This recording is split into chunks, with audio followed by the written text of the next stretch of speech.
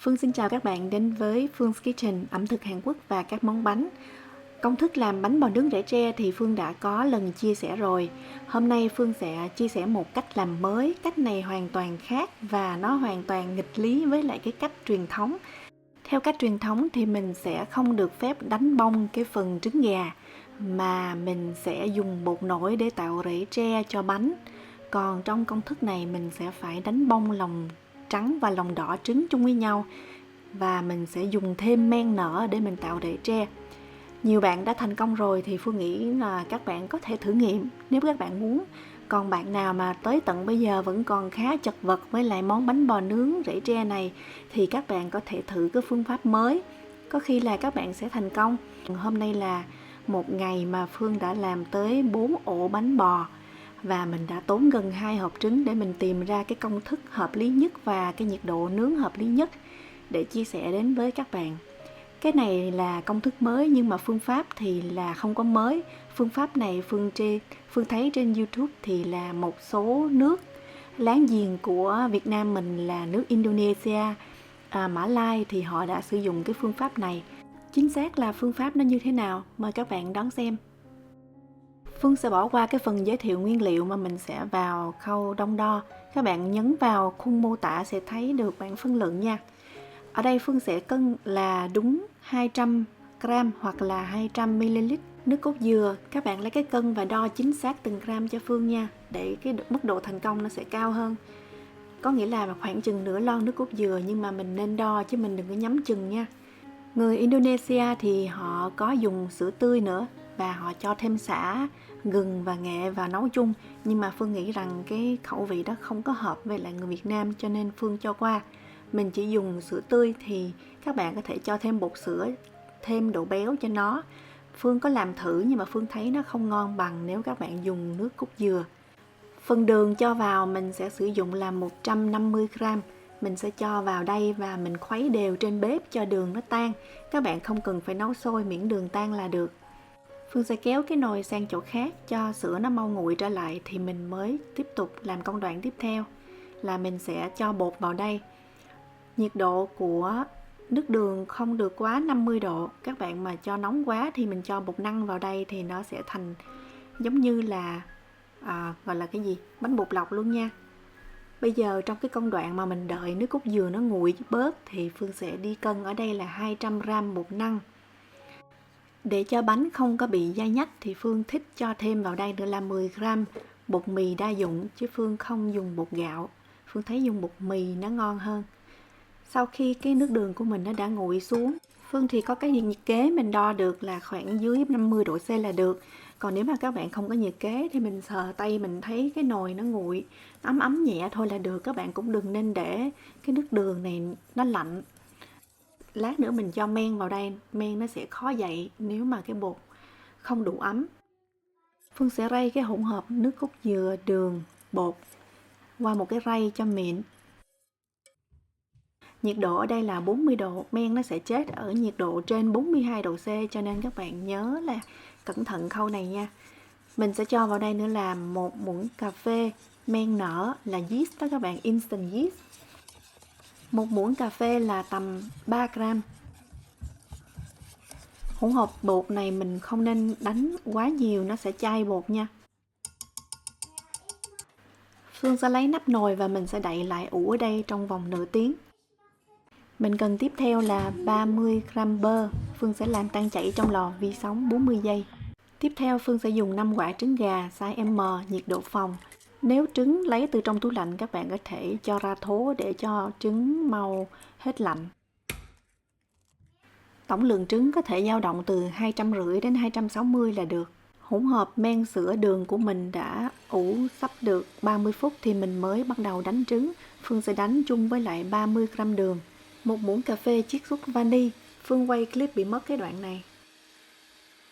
Tốc độ mạnh nhất trong vòng 7 đến 8 phút. Cái cách làm bánh bò nướng rễ tre này Phương thấy hơi phức tạp và cầu kỳ. Cái khâu đánh trứng rồi cái khâu ủ mình cần thời gian khá là lâu, nhưng mà mình bảo đảm rằng cái xác suất thành công nó cao hơn là nếu các bạn chỉ dùng bột nở để tạo rễ tre cho bánh. Ở đây là mình sẽ dùng trứng, mình đánh bông và mình sẽ dùng men nở. Men nở cũng tạo ra rễ tre và lát nữa mình sẽ cho bột nổi nữa. Cho nên là có rất là nhiều yếu tố để giúp cho cái rễ tre nó hình thành. Nó sẽ vững hơn là nếu các bạn chỉ dùng bột nở theo công thức truyền thống. Trứng đánh bông cứng, khi nào mà mình nhấc cái que lên thì thấy bột nó rớt xuống, nó còn hiện lên trên cái mặt bột mà nó không có tan liền á. Vậy là đạt. Bây giờ cái hỗn hợp men sữa này của mình đã nãy giờ mình ủ được nửa tiếng thì mình sẽ trút hết vào đây và mình mở tốc độ số 1, tốc độ thấp nhất và mình chỉ đánh trong vòng 20 giây. Cái phần đường, nước cốt dừa, men hồi nãy mình ủ á, thì ủ gừng xong thời gian mình mới đánh trứng nha, tại vì mình đánh trứng xong là mình phải cho cái hỗn hợp nó vô liền. Phương cho tiếp theo là 30g bơ mình đã đun tan chảy lúc nãy và mình đánh tiếp khoảng chừng 10 giây. Đậy kín và mình sẽ ủ cái hỗn hợp này trong vòng 1 tiếng đồng hồ ở nhiệt độ là dưới 30 độ C. Ở Việt Nam các bạn cứ để nhiệt độ phòng ở bên ngoài căn nhà bếp của bạn, còn ở xứ lạnh các bạn cứ cho vào lò nướng, mình không có mở nhiệt. Tiếp theo Phương sẽ cân sẵn ở đây là 5g bột nổi baking powder. Mình dùng 1,5 muỗng cà phê thì Phương sẽ cân. Phương có một cái cân nó có thể cân chính xác từng mg cho các bạn xem. 1,5 muỗng cà phê là chính xác 5g bột nở. Khi bột ủ gần xong thì mình sẽ bắt đầu mở lò nướng. Phương sẽ chỉnh nhiệt độ 175 độ C có quạt. Khi nhiệt độ nướng đã đạt thì Phương sẽ cho cái khuôn nướng vào đây và mình nướng cái khuôn trong vòng 5 phút trước.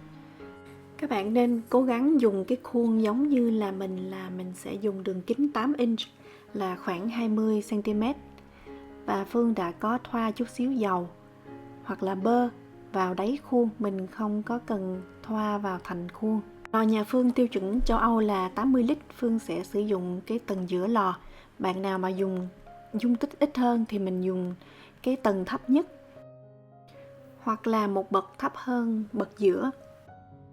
Nói chung là cũng tùy lò, lò nhà Phương lửa dưới nó rất là nóng cho nên làm cho đáy bánh thường là hơi dày, cho nên Phương sẽ để cao lên một chút. Đây là hỗn hợp bột trứng sau 1 tiếng ủ. Các bạn sẽ thấy là nó sẽ chia ra làm hai phần, cái phần bột nằm bên dưới và cái phần bọt trứng nó sẽ nổi bên trên. Cái đó là hoàn toàn bình thường. Và mình sẽ vừa rắc và vừa đánh tốc độ chậm, tốc độ nhỏ nhất là số 1, chỉ trong vòng 20 giây. Sau đó Phương sẽ lấy cái khuôn mình đã làm nóng trước ra khỏi lò. Các bạn nên để cái khuôn ngay chỗ cái cửa lò nướng của mình để mình di chuyển cái khuôn sao cho nhanh gọn. Mình phải cho ngay vào lò nướng nha.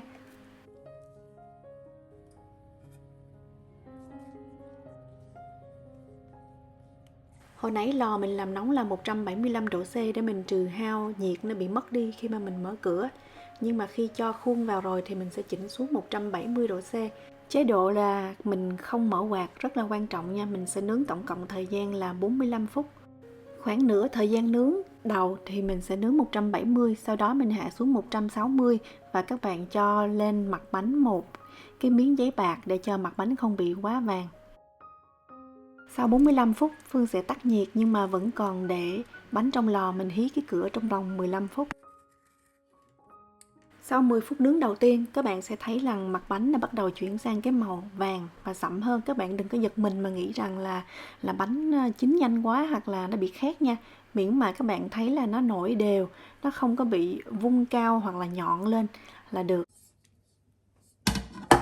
Phương có hai cái khuôn tròn, một cái là này và một cái là màu đen, và mình có cảm giác như là cái khuôn này Phương nướng thì nó thành công hơn. Cái khuôn kia mặc dù là chống dính, mình lấy ra bánh rất là dễ dàng nhưng mà nó không có tạo nhiều rễ tre như là cái khuôn này. Mặc dù là khi lấy bánh ra là hơi dính chút xíu, cũng hơi khó khăn, nhưng mà rễ tre thì tua tủa luôn. Bánh rất là mềm, các bạn thấy mình cầm cái bánh trên tay rất là mềm và dẻo, nó không có chai cứng.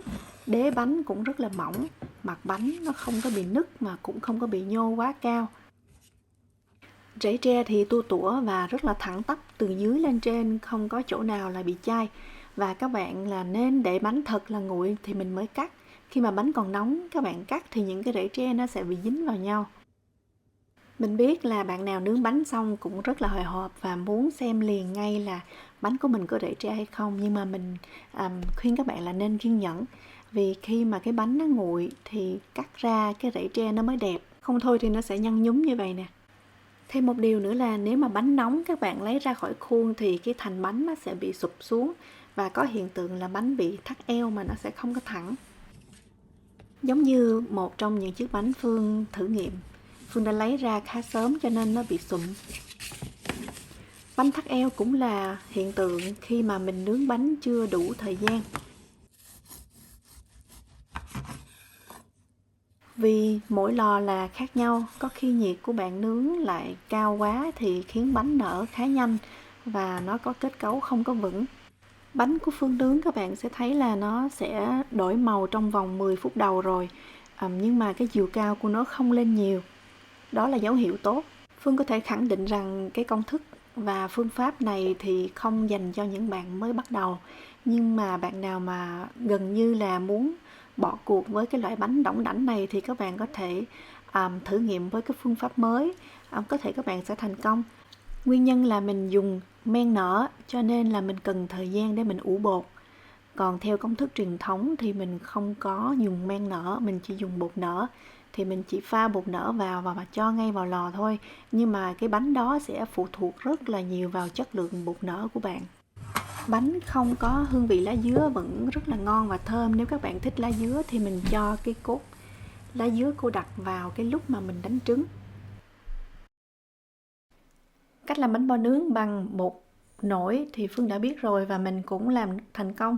Nhưng mà mình vẫn thích thử nghiệm phương pháp mới và dùng thêm nguyên liệu mới để mình so sánh xem nó khác nhau như thế nào. Thì Phương thấy rằng cái mùi vị thì nó cũng y như vậy thôi. Chỉ có điều là mình không biết là mình tự tưởng tượng ra hay sao mà mình nghĩ rằng là cái rễ tre của nó nhuyễn và nó mỏng hơn. Bạn nào mà đã từ nào giờ thành công với bánh bò nướng theo kiểu Việt Nam thì các bạn có thể thử nghiệm theo cái kiểu mới và cho mình nhận xét xem các bạn nghĩ như thế nào nha. Phương cũng có một cái thử nghiệm mình làm y chang như vậy, chỉ có điều là trứng mình sẽ không có đánh bông như là mình đánh bánh bông lan mà mình chỉ đánh không có được nổi bọt như là theo cái kiểu truyền thống của người Việt. Thì mình sẽ làm những cái bước từ đầu đến cái công đoạn đánh trứng này là y chang như vậy thôi, chỉ có điều là mình dùng cái cây đánh trứng mà mình dùng cái cây xoắn để cho cái bọt không có được nổi bông.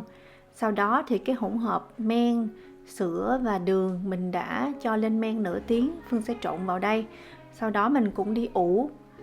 Phương thì thích thử nghiệm cách này cách kia để mình xem cái cách nào là ngon hơn hay là ưu điểm khuyết điểm của nó là gì, chứ không phải là mình cố tình làm một công thức mà phức tạp. Mình nghĩ rằng sau cái video này vẫn có bạn vào và nói Phương là tại sao làm cái món này quá phức tạp trong khi cái bánh bò nướng Việt Nam thì rất là đơn giản.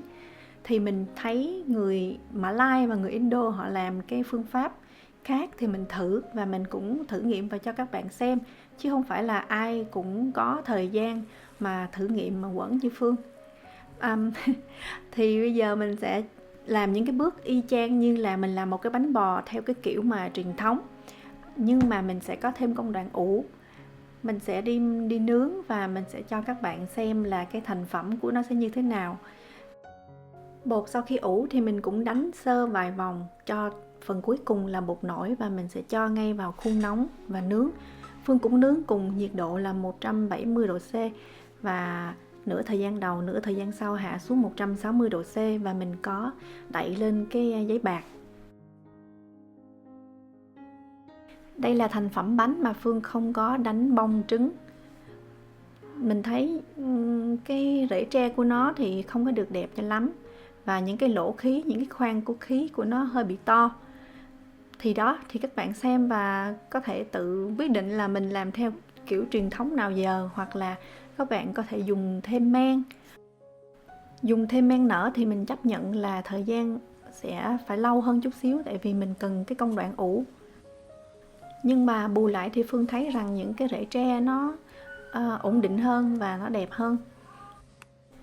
Còn nếu các bạn thử nghiệm xong và các bạn thấy rằng á, cũng không khác gì mấy việc dùng men hay là không dùng men, thì mình có thể bỏ qua và mình làm theo cái kiểu truyền thống nào giờ. Cá nhân của Phương thì Phương rất là ấn tượng với cái cách này của người Indo, người Mã Lai. Và Phương nghĩ rằng trong thời gian tới Phương làm bánh bò chắc mình cũng sẽ áp dụng cái cách là dùng men và thêm công đoạn ủ. Đối với Phương nó là niềm vui chứ không có cái gì là cực hay là mắc công hết. Phương cảm ơn các bạn đã bỏ thời gian theo dõi và quan tâm. Hẹn gặp lại các bạn trong video clip tiếp theo.